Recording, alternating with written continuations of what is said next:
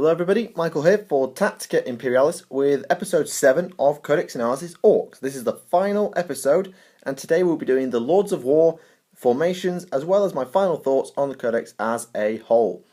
So the Lords of War only has 2 units in, but they are the obviously most powerful units in the Codex, or you would expect. One of them is of course the Mighty Ork Stomper, the other is Gaskill Thrallan, and we'll get to those in a moment. Before we do, I just want to remind you that if you have missed any of the last 6 episodes, make sure to click the links in the description to check out any that you might have missed and bring you up to speed with the Codex as a whole. So, Gaskill Thrallan, he's the first Lord of War, and he is 225 points, which is exactly the same as he used to be in the old Ork Codex. He is Weapon Skill 6, BS 2, Strength and Toughness 5 with 4 wounds, Initiative 4, 5 attacks, Leadership 9, and a 2+ armor save. He has Mega Armor, a Big Shooter, a Power Claw, a Boss Pole, Stick Bombs, and a Cyborg Body for a 6+ Feel No Pain. He used to have a 5+ Invuln from this Cyborg Body, but now he only has a 6+ Feel No Pain, which is quite a considerable debuff. The Big Shooter, as far as I'm aware, replaces the Twin-Linked Shooter that you get from Mega Armor. The Boss Pole allows you to reroll Mob Rule to Breaking Heads, and Stick Bombs are basically Assault Grenades. He has the Warlord trait, Prophet of the Waaagh, which gives him the Waaagh special rule. He already, I believe, has this special rule. Does he? Yes, he does. He already has the Waaagh special rule, which means that... come on. If he already has the rule, in addition to the usual effects, all friendly models with Here We Go gain Fearless when he calls a Waaagh until the start of their next turn. So, when you call the Waaagh, allowing you to run and charge, your entire army, with the exception of Gretchen and vehicles, gain Fearless. And even Gretchen become Fearless because the Runt Herd has Here We Go. So basically you make your entire army Fearless and you can run and charge. It's not the most useful trait in the set, but it's very useful if you're expecting to go into melees that you might lose, because becoming Fearless means you're not going to worry about Overwatch casualties, you're not going to worry about losing the melee, and it gives you basically a turn off of Mob Rule, which is good. He has Here We Go, to allow him to reroll one of his charge dice. Eternal Warrior, meaning he cannot be instant killed. Furious Charge, which is completely dead due to the Power Claw that he has. Furious Charge is buff even if it came before or after we take him to Strength 11 or 12, which is not allowed. Independent Character, Mob Rule, and Waaagh. And he is also the Prophet of Gork and Mork. If he is your Warlord, he has a 2+ Invuln on any turn he calls a Waaagh, which lasts until the start of his next turn. That's kind of good. So, for one of your turns and one of your opponents, you have a 2+ Invuln, and a 6+ Feel No Pain, and a 2+ Armor Save. The rest of the time, you just have a 2+ Armor and a 6+ Feel No Pain. So, it's good, but it's not as good as it used to be. In addition, Gaskill and all other models equipped with Mega Armor can run when he calls a Waaagh despite being slow and purposeful, which is conferred by wearing Mega Armor, which is really, really good. This allows Gaskill and Mega Knobs to take advantage of the Waaagh special rule to run and charge. And that's really, really good. I like that a lot. That's definitely a buff. He can also take items from Runts and Squigs. The Runt and Squig war gear list is not very comprehensive for most dudes because they don't have access to half of it. But he can have up to 3 ammo Runts for 3 points each, which is kind of pointless. Grot Oilers are not allowed, Grot Orderly is not allowed, and 1 attack Squig, which gives him 1 reroll to hit in melee. I think that's not a bad upgrade, but for 15 points it's kind of pricey to get 1 reroll to hit, which, considering you're hitting on 3s in most cases, you probably don't need. So I'd leave him pretty bare bones. Now, my issue with Gaskill is that he lost his Invuln. He has no Invuln except for when he calls a Waaagh, which stinks. He used to have what is the equivalent of Blood Claws, allowing him to gain +2 attacks on the turn he charged. He doesn't have that anymore. But he has gained a small buff in the being able to use Waaagh properly. So, it's mixed. I think Gaskill for his points is slightly expensive because he is a combat beat stick that can't do anything else. I would prefer to see him costed at around 200 points. Considering a war boss with Mega Armor costs 100, and you can take a boss pole for 5 and a cyborg body for 5 or 10. You're paying a lot for +1 weapon skill, +1 wound, and some special rolls. So I'm not convinced by the costing, but Gaskill is still a beat stick nonetheless that will take most people's lunch money in combat, and if he's got his Waaagh up, he can actually deal with just about anybody. And now we come to the Stomper. It is 770 points. Weapon skill 4, ballistic skill 2, strength 10, front and side armor 13, rear armor 12, the same as a Gorkanaut and a Morkanaut. Initiative 1, 4 attacks and 12 hull points. It's a super heavy walker, and it is also a transport with a capacity of 20, meaning it has the same sort of carrying capacity as a Ork battle wagon.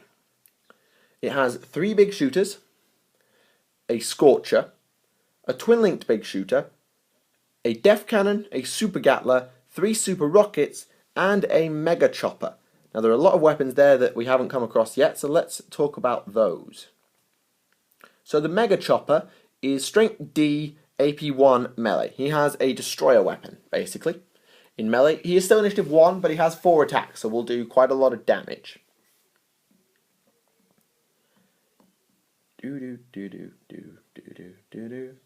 Def Cannon is 72-inch range, strength 10, AP1, primary weapon 1, massive blast. Now I believe massive blast is the 7-inch blast template. As for primary weapon, it is what was an apocalypse rule, and so its exact rulings I'm not sure. I believe it is easier or harder to destroy as a result of being a primary weapon. Though I would have to ask for some clarification on that. If someone could let me know in the comments, that would be appreciated. As it is, without knowing it, it is a strength 10 AP1 7-inch pie plate every turn, which is basically an orbital bombardment every turn, and that's really, really good. The next weapon that I'm looking for is the, where's it gone? Super Gatler. This is a very, very interesting weapon. So it is 48-inch range, strength 7 AP3, heavy 2d6, meaning it fires an average of 7 shots. So it has a rule called Psycho Daka Blaster. The Super Gatler makes 3 shooting attacks with the profile above each time it fires. So you actually roll 2d6, then another 2d6, then another 2d6. Completely resolve each shooting attack before moving on to the next, and a new target may be chosen each time. So you can fire 2d6 shots at one unit, and if you kill it, pick another one, fire another one, or fire at the same one again. But you must finish the attack before you start again. And it also has whir, click, click. This thing runs out of ammunition. If a double is rolled when determining the number of shots for any of this Super Gatler shooting attacks, it runs out of ammo after that attack has been resolved and cannot shoot again for the rest of the game. This does not apply to the very first attack it makes, so it will fire at least twice before it runs out of ammo. This is risky, but it could mean you get infinite shots out of your Super Gatler. It could mean you get 4. It really depends.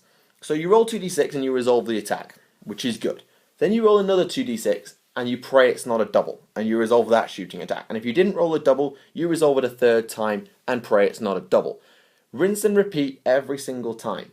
So it's a great weapon, and it will absolutely annihilate units. Marines especially just die to this thing. But once it's out of ammo, which is not good. But that is not your only weapon. You also have, I think it was 3, it might have been 5. I will just quickly go back and check.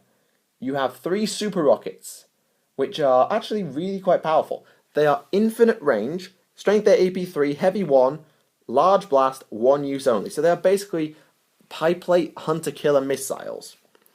And you have 3 of them, which is good. That's a really powerful weapon. They used to have grot guided super rockets, kind of like this guy over here, where the grot would guide the rocket so it always hit on a 2+ in the apocalypse rules, but it wasn't a blast weapon. So I think super rockets are still really good. 3 of them is kind of limiting, especially if you want to fire them all in one go, but it's 3 Lehman Russ pie plates on demand, which is definitely good. Overall, a Stomper, assuming it doesn't run out of ammo very quickly, will do a metric ton of damage. In terms of special rules, it has a rule called Effigy. All friendly units with the Orks faction within 6 inches of a Stomper have the Fearless rule, meaning you never have to worry about mob rule. This means the best place to put a Stomper is right at the heart of your battle line, with as many units nearby as possible. I also recommend you place it as near as you can to a Morkanaut with custom force field, or have a custom force field mech inside it.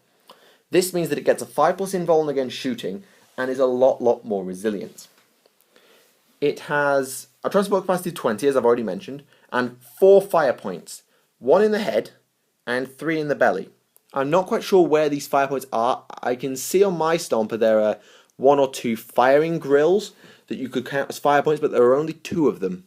But there are 3 on the belly plate down here and 1 in the head somewhere.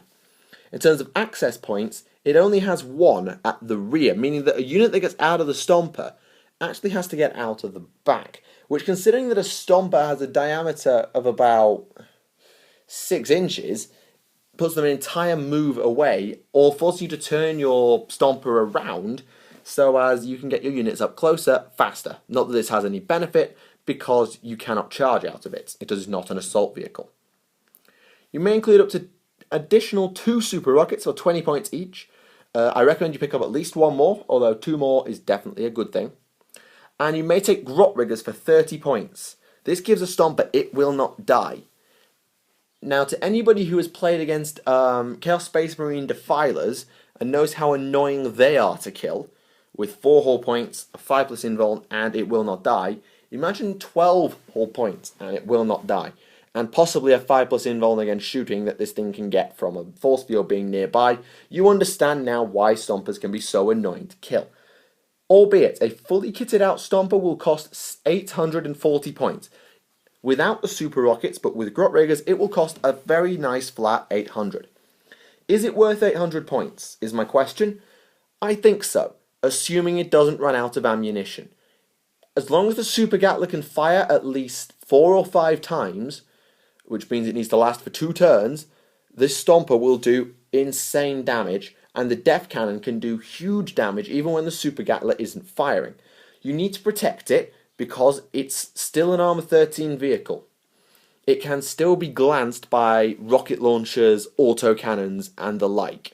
As far as I'm aware, I'm not 100% up on super heavy rules, but it could still take quite a beating and die, which we really don't want to happen. So Grot Riggers and a custom force field, either by a Morkanaut or mech, is essential to go with the Stomper. Other than that, it's just plain awesome.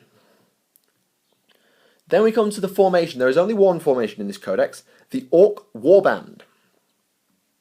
And it's comprised of 1 Warboss, 1 mech, not a big mech, must clarify that, 1 unit of Knobs or Mega Knobs. Personally, I would recommend Knobs. Mega Knobs are also very powerful if you plan to run your Warboss in Mega Armor. 6 units of Boys, and a squad of Gretchen. There are no restrictions applied, so you don't have to set up certain characters with certain units. You can put them wherever you like.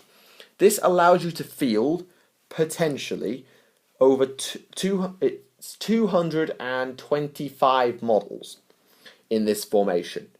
Albeit, the cost would be insane to do that. I mean, bare bones, without paying for anything, 60, 25, 360, and 40. It's about 550 to 600 points to run this formation with absolutely nothing. But there is definitely a bonus to getting big units. So it has a few command benefits. Boss of the Waaagh. If this is your primary detachment, you can re-roll if you choose to roll on the Ork Warlord traits table.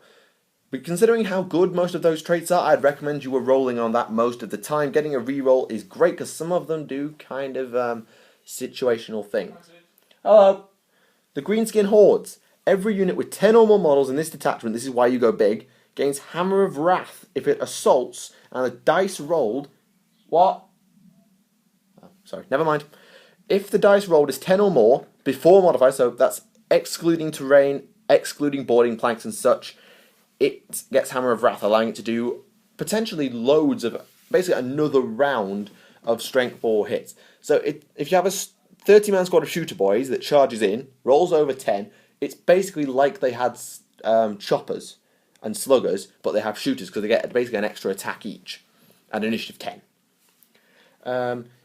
It does not matter. Note that the unit does not need to move the full distance rolled. So if you're 6 inches away and you roll a 12, you still get the buff. And it does not matter if the unit size is reduced below 10 during the charge as a result of Overwatch or dangerous terrain tests, etc., as long as you still make it.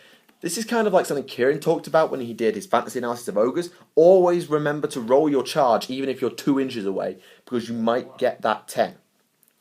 Finally, Stampede. If the war boss is your warlord, he can use Waaagh every single turn after turn 1, meaning you can run and charge every single turn. That's a great buff.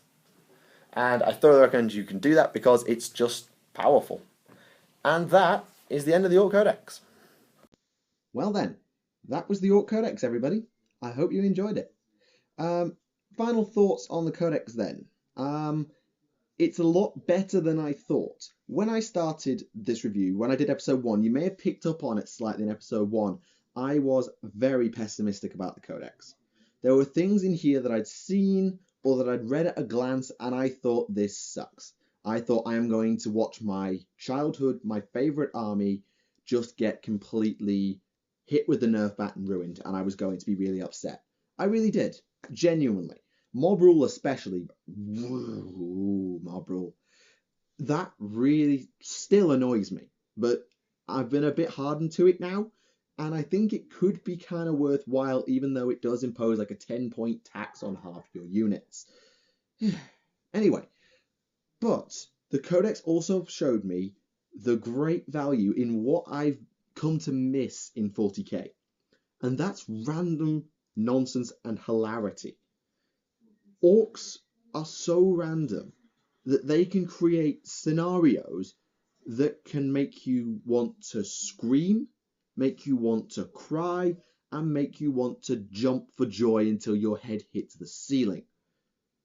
All in one game. That's how awesome this army can be. Like, you might get a turn where your shock attack gun gets the vortex and wipes half your opponent's army out. And the next turn it's going to blow up and kill itself. Yeah, that's a thing. Or you might have it that the Super Gatler, on its first volley, goes, unit dead. Next unit dead. Out of ammo. Oh, what a waste. You might get that. Some games will go completely your way. Your random dice rolls will just suit you perfectly and you'll kick your opponent's butt. You give him a proper kicking. And then other days, the dice gods will abandon you and you will get absolutely rolled over.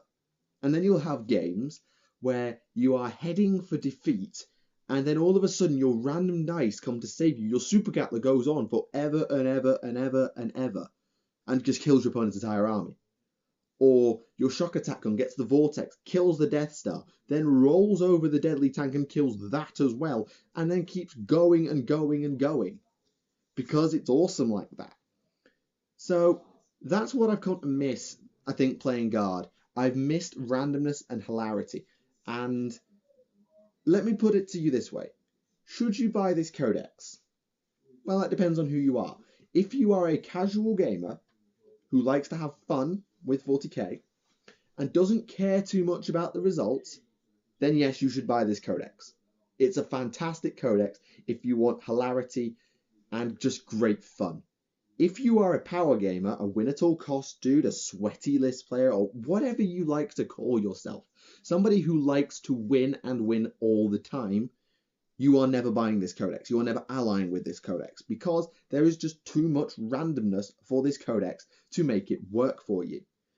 Competitively, is it viable? Yes. Maybe. Because some of the things in there are powerful. Blitzer bombers are powerful if they don't die and crash. Looters are powerful. The Stomper is unbelievable. The Morkanaut is deadly. But then you'll have games where everything just lets you down. And the ballistic skill in a game of shooting can really cripple an army that a bad ballistics going across an army can really cripple that army. And I worry that that's why Orks will never be quite competitively viable. If they were, I don't think they'd be quite as awesome as they were anyway. So what's the best part of this codex? The heavy support section, undeniably, is the strongest section of the army. You have mech guns, most of which are powerful. You have the Death Dread, which is a cheap dreadnought and powerful. Killer cans, which are reasonable. Looters, Flash Gits, who are okay. Both of them are okay. Looters will be better in elites. And the Gorkanaut and the Morkanaut, and the Battle Wagon, all of which are very powerful, iconic units now. And the Morkanaut, which can pack its force field, can literally be a game changer. If you give it grot rigs and a force field, it's never going to die, and you can literally just turn a game until you hit melee, or just hide shooter units in front of it, and just say thank you very much, wapow, and so on. That's why it's so good. On the other hand, sections like the fast attack section, whilst having some good units, like the Blitzer Bomber, the Dakka Jet, Storm Boys, I think are okay, Defcopters, Warbikes, they're all alright, but it's quite weak by comparison. The elite section, the same, has some powerful units, but it's generally quite weak. The psychic powers, again, more randomness. You deep strike and then scatter, randomness. Kill Bolt, I think, is probably the most consistent power, but then you have the Crunch, which is a strength 2d6 power that could go on forever and ever. Again, randomness that can change a game. I think the psychic power discipline is good.